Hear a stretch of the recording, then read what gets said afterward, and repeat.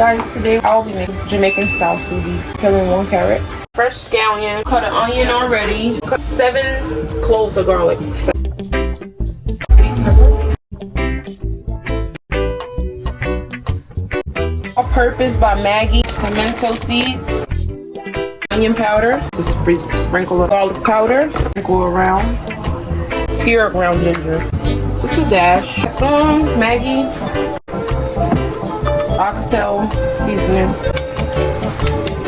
A little oregano.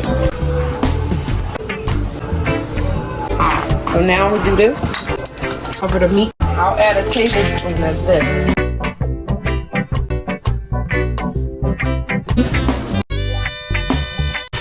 Around 4 minutes on each side. I'm gonna let that cook for 20 minutes. Stew beef, Jamaican style.